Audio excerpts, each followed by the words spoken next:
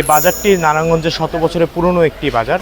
এই বাজারটিতে নারায়ণগঞ্জ জেলার আশেপাশে মানুষ থেকে শুরু করে দূর দূরান্ত থেকে মানুষ এখানে নিত্য প্রয়োজনীয় বিভিন্ন জিনিসপত্র কিনতে এখানে আসেন।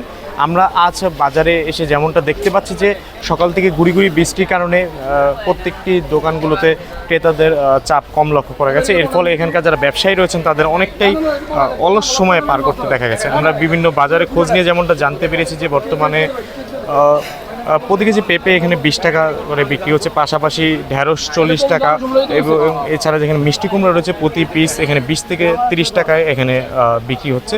গত সপ্তাহ থেকে এই সপ্তাহ বাজারের দাম একটু বাড়তি। কাঁচামরিচ হইতে তারপর তরু তরকারি শাকসবজি সব কিছু দামে বাড়তি। কাঁচামরিচের দাম কেমন বেশি মনে হয়? কাঁচামরিচের দাম তো অনেকে বাড়তি। কিছুদিন আগে কিনলাম 40 টাকা 30 টাকা কেজি, আর এখন তো 150 টাকা 60 টাকা 80 টাকা দেয়।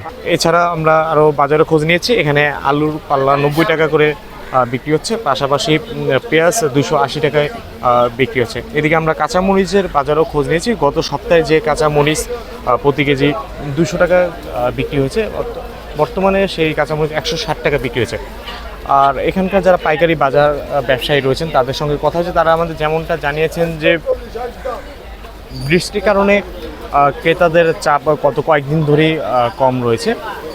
পাশাপাশি মাসের শেষের দিকে তুলনামূলক এমনি তো ক্রেতার চাপ কম থাকে। এছাড়া আমরা মুরগির বাজারও আমরা খোঁজ নিয়েছি। মুরগির বাজার আমরা লক্ষ্য করেছি বর্তমানে প্রতি কেজি ব্রয়লার 170 টাকায় বিক্রি হচ্ছে।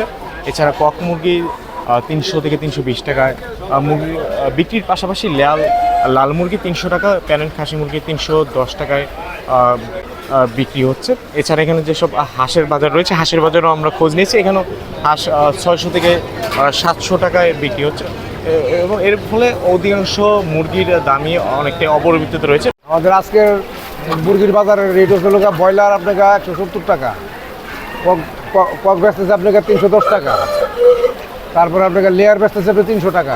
মুরগির পাশাপাশি আমরা ডিমের বাজারও আমরা খোঁজ নিয়েছি। ডিমেও বর্তমান প্রতি ডজন ডিম 120 টাকায় বিক্রি হচ্ছে। এদিকে একাধিক ক্রেতাদের অভিযোগ বর্তমানে শাকসবজির দাম কিছুটা বেশি রয়েছে। এই বিষয়ে আমরা ভোক্তা অধিকারের সঙ্গে কথা বলেছি। তারা আমাদের যেমনটা জানিয়েছেন যে কারো যদি সুনির্দিষ্ট কোনো অভিযোগ থাকে তাহলে অবশ্যই তারা অভিযান চালিয়ে ব্যবস্থা নেবে। সুপ্রিয় দর্শক মণ্ডলী, এই ছিল মূলত নারায়ণগঞ্জের দিঘুবাবুর বাজার থেকে সবশেষ চিত্র।